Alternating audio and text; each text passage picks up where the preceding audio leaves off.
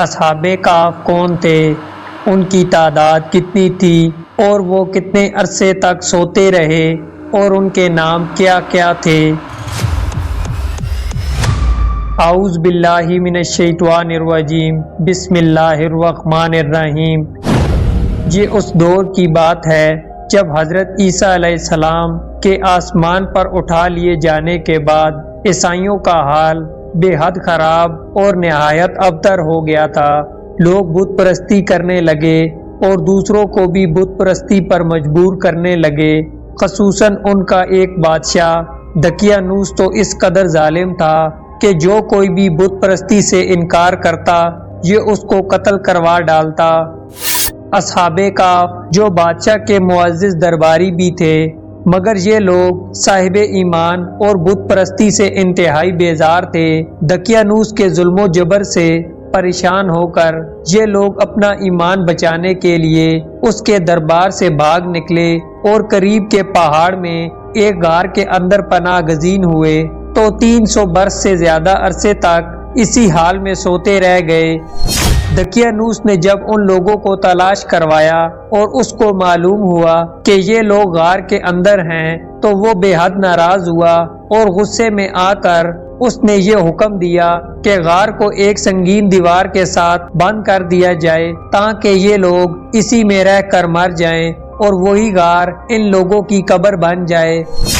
مگر دقیانوس نے جس شخص کے سپورٹ یہ کام کیا تھا وہ بہت ہی نیک دل اور صاحب ایمان آدمی تھا۔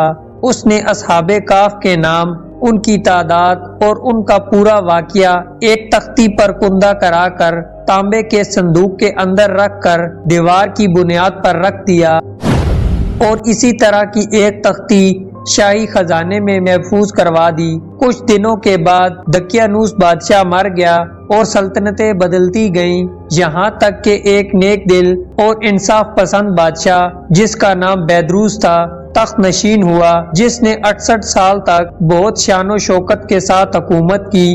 اس کے دور میں مذہبی فرقہ بندی شروع ہو گئی اور بعض لوگ مرنے کے بعد اٹھنے اور قیامت کا انکار کرنے لگے۔ قوم کا یہ حال دیکھ کر بادشاہ رنج و غم میں ڈوب گیا اور وہ تنہائی میں ایک مکان کے اندر بند ہو کر اللہ تعالیٰ کے دربار میں نہایت ہی عاجزی کے ساتھ دعائیں مانگنے لگا کہ یا اللہ کوئی ایسی نشانی ظاہر فرما دے تاکہ لوگوں کو مرنے کے بعد زندہ ہو کر اٹھنے اور قیامت کا یقین ہو جائے۔ بادشاہ کی یہ دعا مقبول ہو گئی اور اچانک بکریوں کے ایک چرواہے نے اپنی بکریوں کو ٹھہرانے کے لیے اس غار کو منتخب کیا اور دیوار کو گرا دیا۔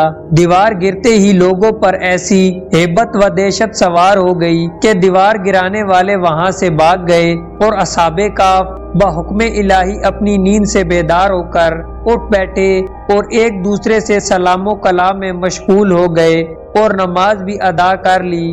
جب ان لوگوں کو بھوک لگی تو ان لوگوں نے اپنے ایک ساتھی یملیخا سے کہا کہ تم بازار جا کر کچھ کھانا لے آؤ اور نہایت ہی خاموشی سے یہ بھی معلوم کرو کہ دقیانوس ہم لوگوں کے بارے میں کیا ارادہ رکھتا ہے۔ یملیخا غار سے نکل کر بازار گئے اور یہ دیکھ کر حیران رہ گئے کہ شہر میں ہر طرف اسلام کا چرچا ہے اور لوگ اعلانیہ حضرت عیسیٰ علیہ السلام کا کلمہ پڑھ رہے ہیں۔ یملیخا یہ منظر دیکھ کر بہت حیران ہوا کہ الہی یہ ماجرا کیا ہے کہ اس شہر میں ایمان و اسلام کا نام لینا بھی جرم تھا، آج یہ انقلاب کہاں سے اور کیوں آ گیا؟ پھر یہ ایک نبائی کی دکان پر کھانا لینے گیا اور دقیانوسی زمانے کا سکہ دکاندار کو دیا جس کا چلن بند ہو چکا تھا، بلکہ کوئی اس سکے کو دیکھنے والا بھی باقی نہیں تھا۔ دکاندار کو شبہ ہوا کہ شاید اس شخص کو کوئی پرانا خزانہ مل گیا ہے، چنانچہ دکاندار نے ان کو حکام کے سپرد کر دیا اور حکام نے ان سے خزانے کے بارے میں پوچھ گچھ شروع کر دی اور کہا کہ بتاؤ خزانہ کہاں ہے؟ یملیخا نے کہا کہ کوئی خزانہ نہیں ہے، یہ ہمارا ہی سکہ ہے۔ حکام نے کہا کہ ہم کس طرح مان لیں کہ یہ سکہ تمہارا ہے؟ یہ سکہ 300 برس پرانا ہے اور برسوں گزر گئے کہ اس سکے کا چلن بند ہو گیا اور تم ابھی جوان ہو، لہذا صاف صاف بتاؤ کہ کیا معاملہ ہے یہ سن کر جملکا نے کہا کہ تم لوگ یہ بتاؤ کہ دقیانوس بادشاہ کا کیا حال ہے۔ حکام نے کہا کہ آج روئے زمین پر اس نام کا کوئی بادشاہ نہیں، ہاں سینکڑوں سال پہلے اس نام کا ایک بے ایمان بادشاہ گزرا ہے جو بت پرست تھا۔ جملکا نے کہا کہ ابھی کل ہی تو ہم لوگ اس کے خوف سے اپنے ایمان اور جان کو بچا کر بھاگے ہیں۔ میرے ساتھی قریب ہی ایک غار میں موجود ہیں، تم لوگ میرے ساتھ چلو، میں تم لوگوں کو ان سے ملا دوں۔ چنانچہ حکام اور عامدین شہر کی کثیر تعداد میں اس غار کے پاس پہنچے۔ اصحاب کہف جملکا کے انتظار میں تھے۔ جب ان کی واپسی میں دیر ہوئی تو ان لوگوں نے یہ خیال کیا کہ شاید وہ گرفتار ہو گیا ہے، اور جب غار کے منہ پر بہت آدمیوں کا شور سنا تو وہ لوگ سمجھ بیٹھے کہ غالباً دقیانوس کی فوج ہماری گرفتاری کے لیے آن پہنچی ہے۔ حکام نے غار پر پہنچ کر تانبے کا صندوق برآمد کیا اور اس کے اندر سے تختی نکال کر پڑھا تو اس تختی پر اصحاب کہف کا نام لکھا تھا۔ حکام تختی کی عبارت پڑھ کر حیران رہ گئے اور ان لوگوں نے اپنے بادشاہ بیدرس کو اس واقعے کی اطلاع دی۔ فوراً ہی بیدرس بادشاہ اپنے امراء اور عامدین شہر کو ساتھ لے کر غار کے پاس پہنچا تو اصحاب کہف نے غار سے نکل کر بادشاہ سے ملاقات کی اور اپنی سرگشت بیان کی۔ بیدرس بادشاہ سجدے میں گر گیا اور اللہ تعالیٰ کا شکر ادا کرنے لگا کہ میری دعا قبول ہو گئی، اور اللہ تعالیٰ نے ایسی نشانی ظاہر کر دی جس سے موت کے بعد زندہ ہو کر اٹھنے کا ہر شخص کو یقین ہو جائے گا۔